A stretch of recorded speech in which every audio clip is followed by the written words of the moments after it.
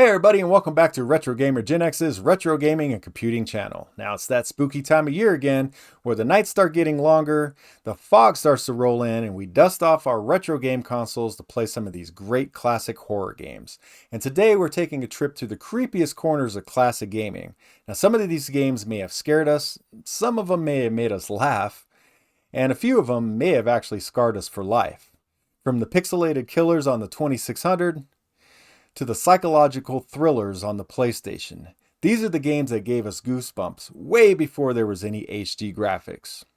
So without any further ado guys, let's go ahead and take a look at my top 10 retro horror games.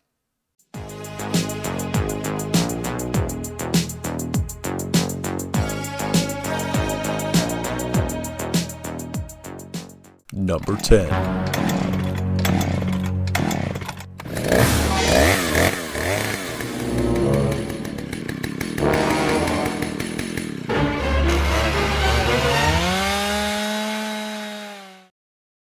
In 1983, the Atari 2600 was home to family-friendly fun, Pac-Man, Pitfall, Space Invaders, and then Texas Chainsaw Massacre. Made by Wizard Video Games, this title flipped everything on its head. Instead of saving the day, you are the villain, Leatherface himself, running around with the chainsaw chasing down victims. And let's just say, parents were not thrilled. The gameplay is simple. You've got a limited amount of fuel, and you score points by catching victims while dodging obstacles like wheelchairs and fences. Every bump wastes gas, and when it's gone, the game ends with Leatherface chainsaw sputtering out before one of his victims strolls in and kicks him over. Brutal, but weirdly hilarious. It's repetitive, it's short, but it's also one of the first horror games ever made, and one of the few where you actually get to play the killer. For 2600 standards, the graphics aren't bad. You can actually tell that it's Leatherface, mask, chainsaw, and all. The victims look like frantic stick figures, and the chainsaw sound, it's more like a bee trapped in a tin can, but hey, you get the point. There's something strangely charming about how low budget and wrong the game feels, like a forbidden VHS you weren't supposed to find. Most stores refused to sell it, and Atari wanted nothing to do with it. That limited release makes Texas Chainsaw Massacre one of the rarest 2600 games today, with box copies fetching serious collector cash. So is it a great game? Not really. But it is a fascinating piece of gaming history, proof that even in 1983, developers were already testing the limits of good taste. Number 9.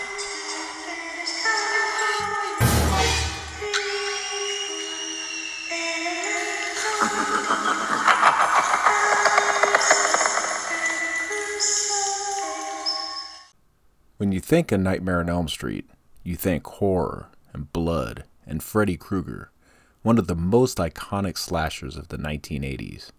In 1990, Nintendo decided to give Freddy his own game on the NES. The result? A weird mix of horror, platforming, and Saturday morning cartoon energy that's more goofy than gory. Made by LGN, yeah, that LGN, the same publisher responsible for half the weird movie tie-ins on the NES. So you can probably guess where this is going to go, but you might be surprised here.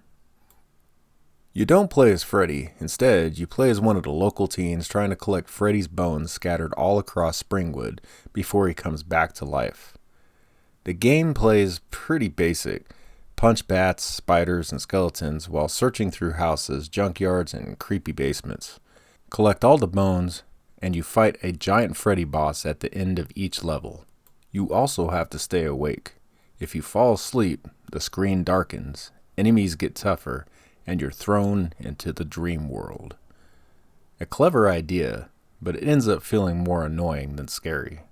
For 1990, the graphics are decent. The dream sequences look cool with their eerie blue tones, and the Freddy bosses, a floating head, a clawed hand, and even a ghostly version, are surprisingly detailed.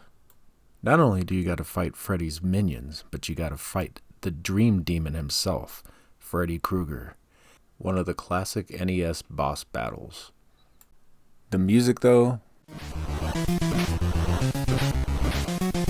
just classic NES. Catchy, but not exactly nightmare fuel. But believe it or not, Nightmare on Elm Street actually supports up to 4 players with the NES 4-player adapter, which makes it more fun than you would expect. Is it scary? Nah, not really. But is it playable? Sure it is, especially for an LGN title. It's repetitive, but it's got that weird charm that only an NES movie game can deliver. So while it won't give you nightmares, it will remind you how strange the late 1980s and early 90s could be, when even Freddy Krueger got turned into a Saturday morning platformer. Number 8. 15 years ago, I was told there was nothing left. No reason, no conscience, no understanding, and even the most rudimentary sense of life or death, of good or evil, right or wrong. Before Freddy haunted dreams or Leatherface revved his chainsaw, Michael Myers made his pixelated debut on the Atari 2600. Released in 1983 by Wizard Video Games, the same folks behind Texas Chainsaw Massacre, Halloween was one of the earliest attempts to turn a slasher movie into a home console game, and like its bloody cousin, it freaked out parents everywhere. You play as Laurie Strode, trying to rescue children from the knife-wielding Michael Myers who's lurking around the house. Your goal is simple: grab the kids and lead them to safety before Michael gets you. Every time he catches up, well, let's just say the results were shocking for 1983. Yeah, you saw that right. Full-on pixelated beheadings on a family console. It's tame nowadays, but back then, it was unheard of. Some stores even refused to sell it, and Wizard Video had to distribute it under the counter like contraband. The graphics were basic but surprisingly effective. You got rooms that change color and flicker, and then that creepy tune that plays whenever Michael shows up.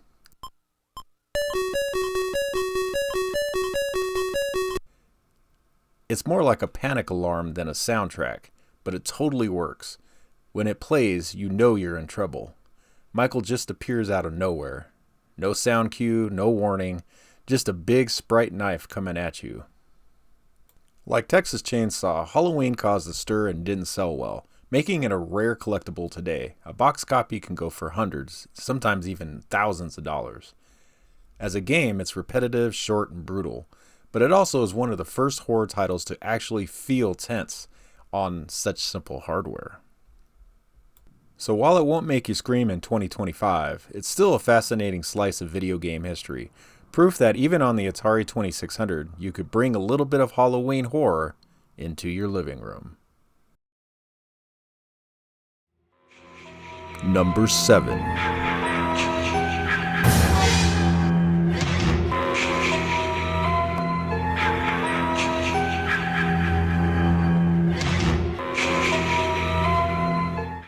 Back in 1989, horror fans were excited to see Friday the 13th finally hit the NES. I mean, Jason Voorhees in a video game? What could go wrong? Well, a lot actually. Published by LJN, the same infamous crew behind A Nightmare on Elm Street and other movie games on the NES.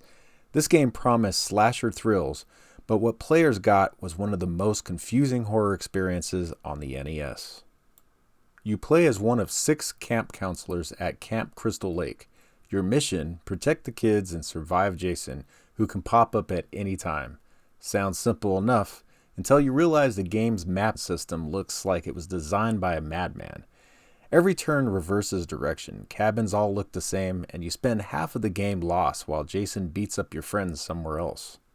When you do find him, the fight takes place in a cabin. Basically dodge and throw knives until he either disappears or you die. And Jason doesn't stay dead for long. You got to beat him multiple times before he finally goes down for good. Visually it's colorful, maybe just a little bit too colorful.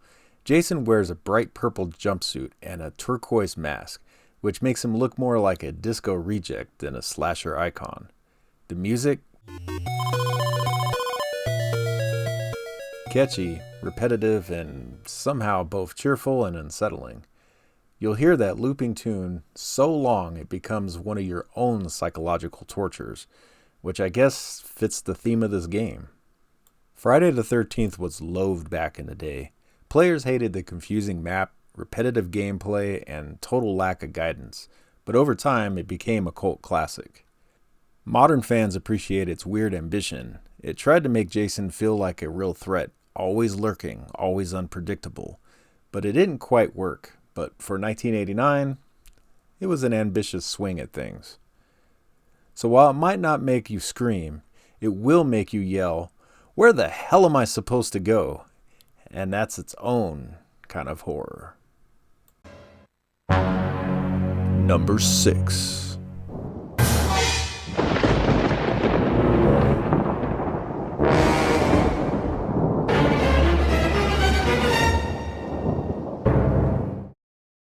While modern movie monsters like Leatherface, Jason, and Freddy showed up on video games, one of the world's first original movie monsters, Frankenstein, stomped his way onto the Atari 2600 in 1983 with Frankenstein's Monster. Developed by Data Age, this one didn't cause the same controversy as, say, Texas Chainsaw Massacre or Halloween, but it did deliver a surprisingly clever and atmospheric experience for a system that was barely capable of more than a few moving blocks. You play as a brave villager sneaking in through Frankenstein's castle. Your mission? Build a wall around the monster before he comes to life. To do that, you have to collect bricks from the bottom of the screen and carry them to the top, all while dodging spiders, pits, ghosts, and bats, not to mention a moat down below. Fall into the moat and lose a life, and touch any of the enemies and you lose precious time as the monster's life meter creeps closer to full power. The more bricks you place, the harder the journey gets, and if that meter fills completely,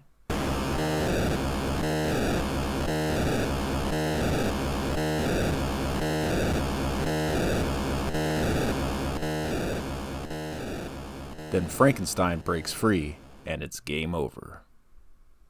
For an Atari game, it actually looks great. You can clearly make out Frankenstein strapped to a table with lightning flashing in the background. The animations are smooth, and that little zap sound when you hit an obstacle, it's enough to make you jump, especially with the lights off. The atmosphere here is surprisingly spooky for the 2600. It's got tension, strategy, and that old school, give me one more try addictiveness that keeps you coming back. Frankenstein's Monster never reached the same notoriety as Halloween or Texas Chainsaw Massacre, but it's easily one of the best designed horror titles of the era. It proved that you didn't need blood or gore to make a game scary, just some creative design, spooky sounds, and a monster that loomed over you like a ticking time bomb. Today, it's a bit of a hidden gem, and if you got an Atari 2600, this is one monster that's absolutely worth resurrecting.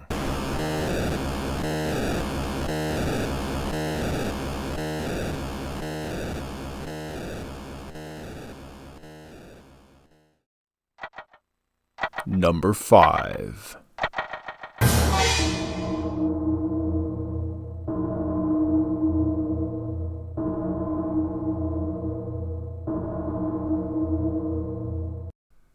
Long before Resident Evil or Silent Hill defined survival horror, there was a little 16-bit nightmare called Clock Tower.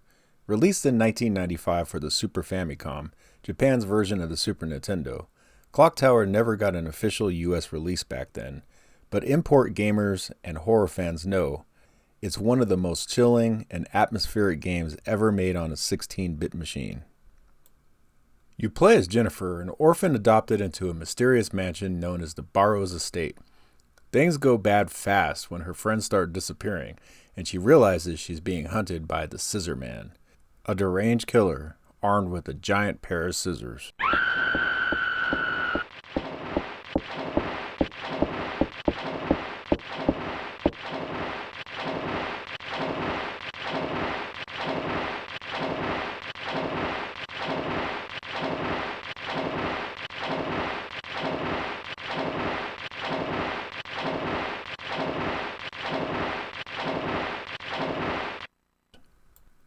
Gameplay is slow-paced and tense.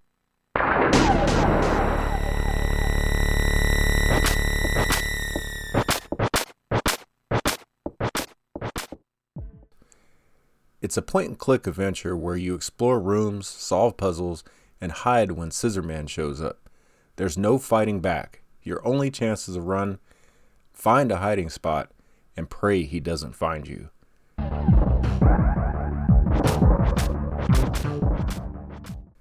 Every encounter feels nerve-wracking, especially when the eerie music starts cutting in just before he appears.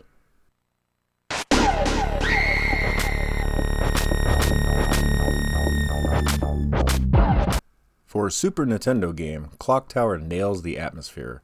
The mansion is dark, moody, and full of little details. Flickering candles, creaking doors, and sudden surprises that'll make you jump.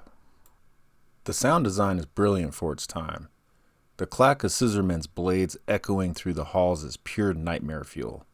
And when he's close, your heart starts racing even though it's just a 16-bit sprite on the screen.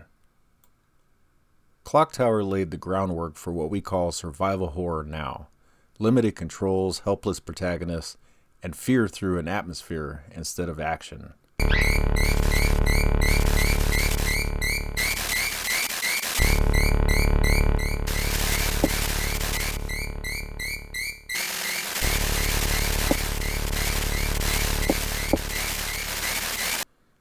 It spawned sequels on the PlayStation and inspired tons of later horror titles.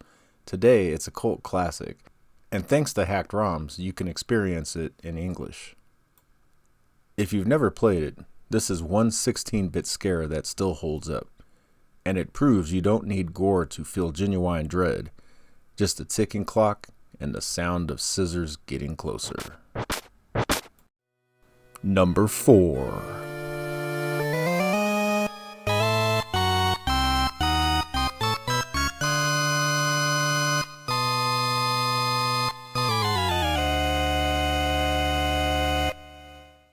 Before Resident Evil made gore mainstream in the 1990s, there was Splatterhouse, the original pixelated bloodbath.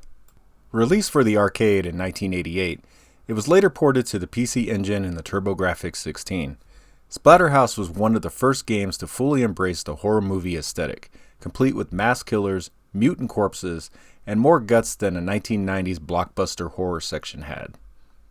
You play as Rick Taylor, a college student who wakes up in a haunted mansion after a failed experiment.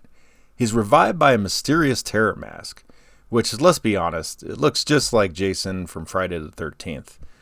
But anyway, he sets out to rescue his girlfriend Jennifer from a nightmare of monsters. Gameplay is simple, side-scrolling beat-em-up action. You punch, you kick, you bludgeon your way through hordes of undead corpses using whatever weapons you find along the way. Pipes, cleavers, even a 2x4 plank for that classic crunch against the wall. It's brutal, it's fast-paced, and it's just awesome. For its time, Splatterhouse looked insane. The backgrounds were dripping with gore, hanging bodies, piles of bones, pulsating walls, and each level oozed atmosphere straight out of a late-night VHS horror tape. The TurboGrafx-16 version toned it down a bit because it had to appease censors, but it still pushed boundaries for the home console in the United States. The music adds to the tension too.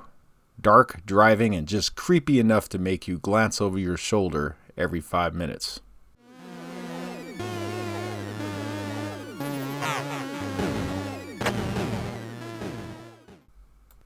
Splatterhouse became a cult hit, spawning sequels and influencing countless horror games to come.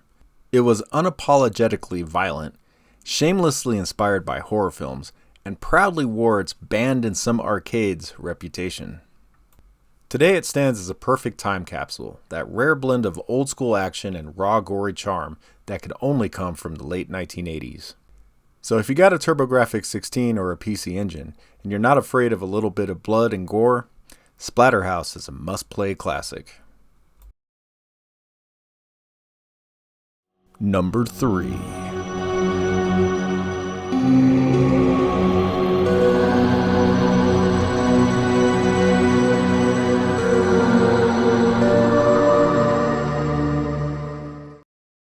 Before Resident Evil or Silent Hill, there was Alone in the Dark.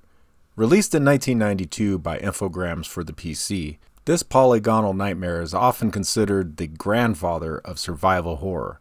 It might look primitive now, but back then, this game scared the bejesus out of us. The story begins in the haunted mansion of Dercito, where private investigator Edward Carnby or Emily Hartwood enters to uncover a dark mystery. What they find inside is a pure nightmare. Zombies, ghosts, and monsters lurking in fixed-cameraed rooms that build tension with every slow, tank-style sidestep that you take. And remember, this was in 1992. 3D graphics were relatively still new. The idea of exploring a haunted house in full 3D was absolutely mind-blowing. Gameplay mixes exploration, puzzles, and survival. You'll search rooms for clues, find weapons, and read notes that unravel the mansion's twisted plot.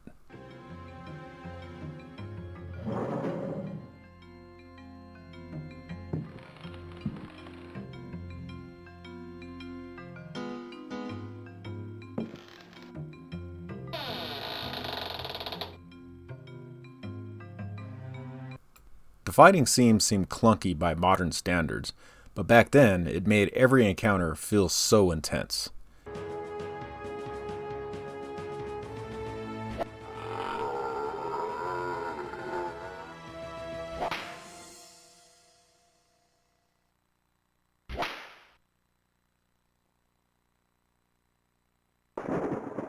Because fighting wasn't easy, it was just easier to run away and oftentimes smarter.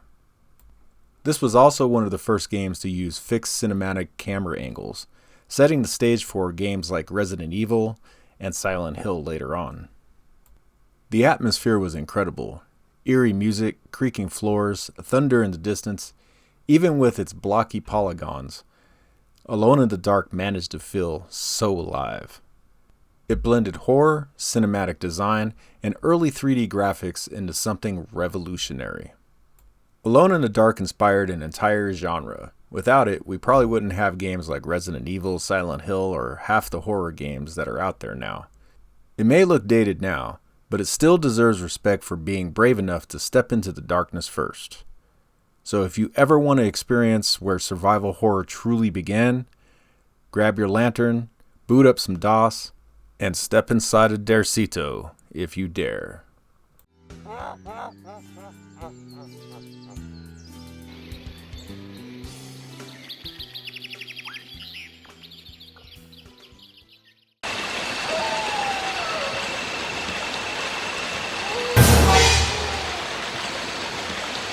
Number 2.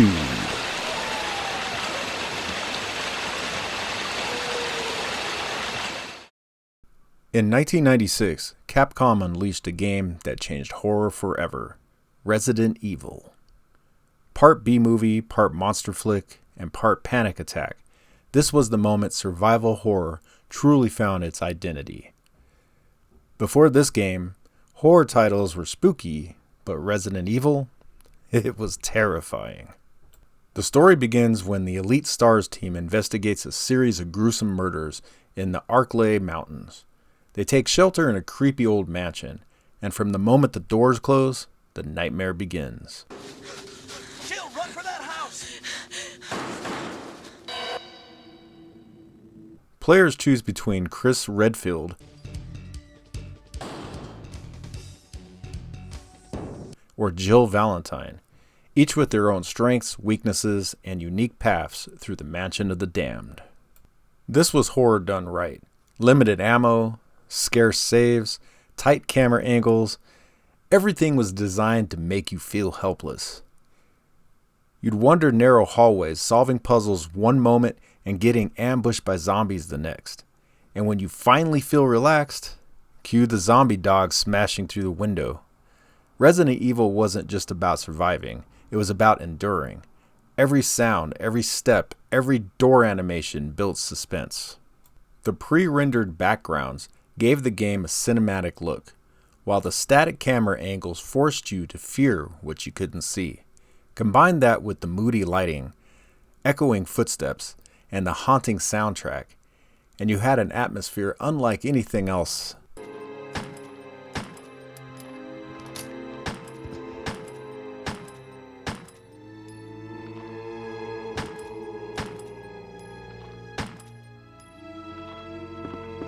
Resident Evil became a phenomenon, spawning sequels, spin-offs, and a whole genre's worth of imitators.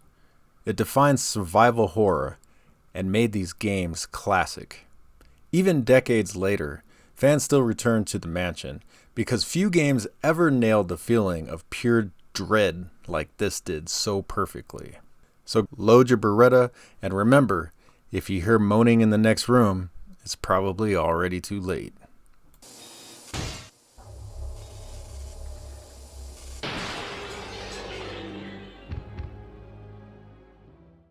Number 1.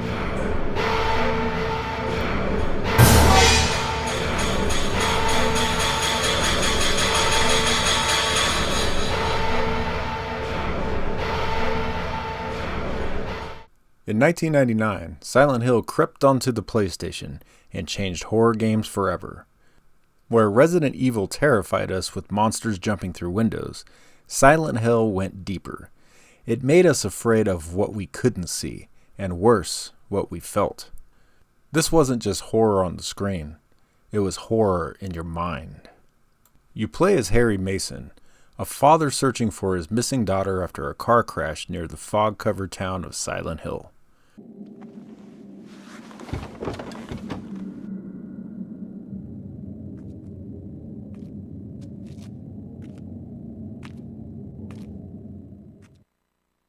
But this isn't your average ghost town.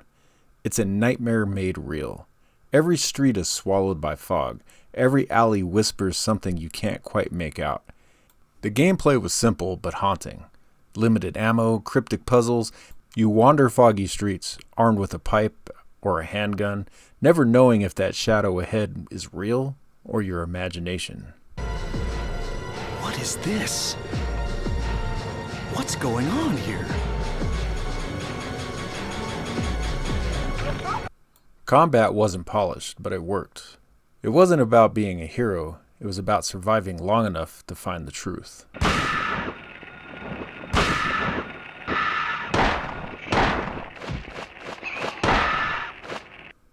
What made Silent Hill legendary was its atmosphere. The fog wasn't just creepy, it was a technical trick to hide the PS1's draw distance. But it became one of the game's most iconic visuals. And that soundtrack, from metallic clanks to low pulsing drones, it made you feel like the town itself was alive, just watching you. This was a psychological horror at its finest. Subtle, suggestive, and unforgettable. Silent Hill proved that true horror isn't about gore, it's about unease. It laid the groundwork for every psychological horror game that followed, and spawned one of the game's most respected franchises. Even today, that foggy town remains burned into our memories, because once you've been to Silent Hill, you never leave. And there you have it, the 10 most terrifying blasts from the past that still haunt our memories till this day. From blocky graphics to fog-covered towns, these games prove that fear doesn't need fancy graphics, just the right atmosphere. So tell me, did I do good on this list? Should there be other games here? Should there be other games that should be replaced? Let me know down in the comments. I'd love to hear you guys' thoughts on that. Now, obviously, there's a whole bunch of different spooky games, but these are the ones that I hold dear to my heart. Now, if you enjoyed this content, don't forget to hit that like, that subscribe, and that notification bell. That way you guys get notifications every time I drop new content like this. Also, if you want to help support the channel, go ahead and leave a super, or go ahead and think about becoming a member so you can get all those great perks that comes with the memberships of the channel here. All right, guys, I'm going to go ahead and get out of here. You guys have a great one, and have a happy, peaceful Halloween. Game over, man. It's game over.